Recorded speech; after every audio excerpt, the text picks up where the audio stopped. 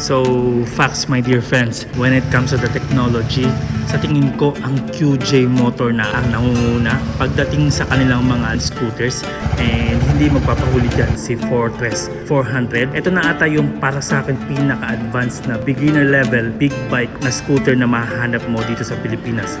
First off, pinaka-advanced para sa akin tong si Fortress 400 pagdating sa mga scooters kasi siya yung only I think so far na naka RFID dito sa Pilipinas na 400cc scooter, and masasabi mo talagang hindi siya nagpapahuli kapag naka-turn off, pag di nakailaw yung TFT or hindi mo in-on or swinipe yung RFID, hindi mo mabubuksan yung glove compartment, yung kanyang seat at saka yung gas tank. And alam naman po natin na si Fortress 160 is hybrid. Si Fortress 400 is niet.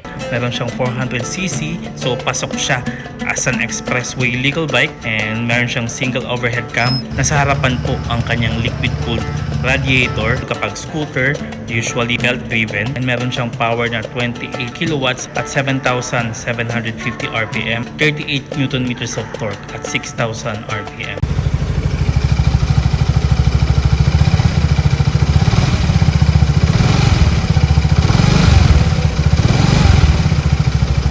Siyempre big bike din ang kanyang tangke.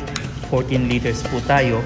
Oh yeah baby, this bike is so fuel efficient na masasabi mo talaga napakatipid niya. Meron siyang 32 km per liter, so kayang-kaya niyang umabot ng more than 300 kilometers na hindi nagpapagasolina. Wet weight 195 kilograms, seat height 775 millimeters.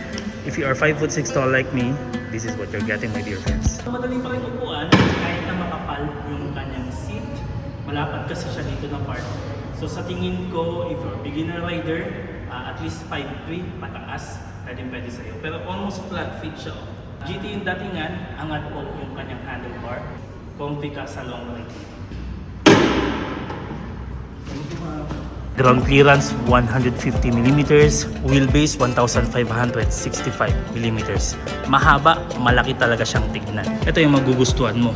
Kargado siya pagdating sa design, and yung tipong masasabi mo talagang for comfort, kargado din. Simulan muna natin sa disenyo. Ang kanyang harapan, beautifully done. Meron siya color combination ng black at saka ng silver na makikita mo rin sa Fortress 160. Kanyang headlight, di po tayo naka-projector lamp, pero ang kanyang LED, bigat. Ang kanyang DRL, sobrang linaw. Pagdating naman sa kanyang repeaters or sa kanyang turn signals sa may harapan, naka C-type po siya or inverted C-type, whichever direction you are. Yung tipong hindi siya yung mapuputol kapag naitumba mo. LED, designed wise, panalo. Ang kanyang likod, maganda din. May mga signature brake light talaga sila at saka turn signals in each models. Yun yung nagustuhan ko sa kanya. So design wise, color combination, panalo. And masasabi mo talagang big bike yung kanyang datingan. Ang branding nandito po. Minimal, wala kang sticker na makikita dito. Fender, two-tone color. Yung stainless nakakabit dito sa black na plastic. Pogi din yung pagkakagawa sa kanyang exhaust. Pang GT talaga yung kanyang datingan kasi kung titignan nyo po dito, pwede nyo mong lagyan ng top box kaagad. And when it comes to the seat my dear friends, if you're going to ask me, it's one of the best. The material itself, ganda yung pagkaka-leather. On this part, simplistic. Okay lang naman, walang problema. Makapal pa rin kung tutuusin. Ayan. Kaya kahit na pillion, komportable. Rider, komportable. Saka kasi nung inupuan ko siya, makapal talaga yung kanyang harapan. Kaya kahit na 775mm yung kanyang seat height, kung hindi ka katangkaran, sa tingin ko, mahihirapan kang upuan itong motorsiklo na. Also additional on the seat, branding. Branding na Fortress 400 sa kanyang katawan. Kaliwat kanan po yan my dear friends. Medyo sporty din ng kanyang looks pagdating sa my rear. Hindi pong patusok pa rin. May pakurba pa rin siya. And comes along with the fender as well. Hindi mo na kailangan palit. Sa swipe mo, swipe left para magbukas siya. Ganito yung kanyang itsura sa kanyang display.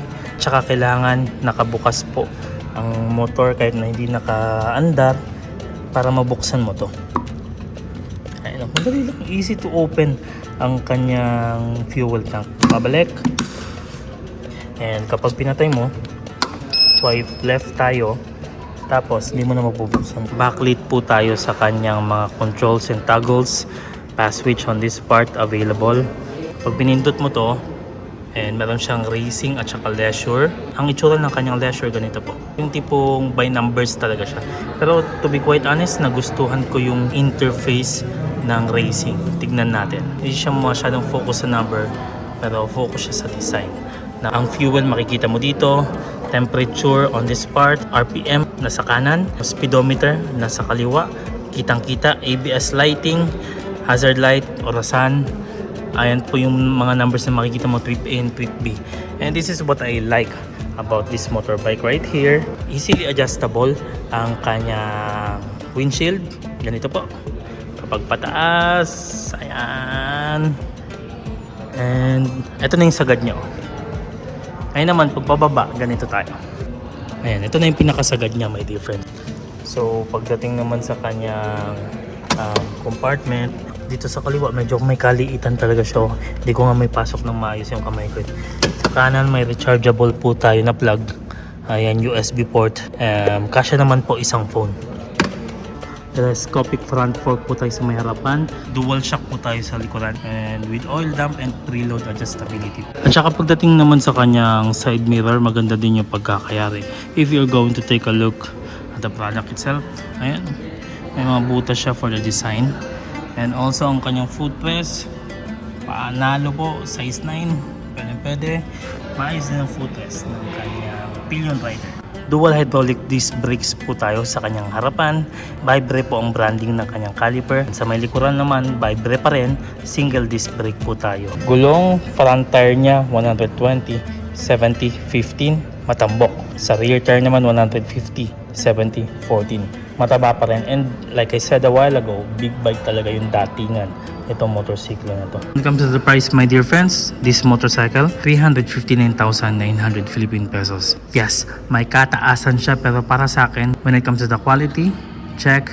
When it comes to the technology, check. Is it luxurious as it looks? Yes, it is, my dear friends. And para sa akin, kung naghahanap ka ng bago or refreshing na looks na motorcycle, you should consider this one because this one has a lot of things to offer in the table.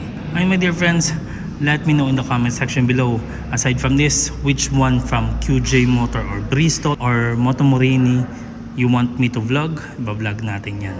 Pero para sa akin, panalo to. Nagustuhan ko yung kanyang concept. Kaya nga natin blinag muna si Fortress 160. Ito, not that much for everyone. Maybe an experienced rider, pero kung gusto mo ng scooter talaga na yung tibong pwede sa beginner and pwede ma-enjoy ng experienced rider, go get the Fortress 160. This one on the other hand, social, may kataasan sa presyo, and it will please you when it comes to the power as well. Exodus 14:14 to everyone. Keep on paying, trust the process. And I'll see you in the next.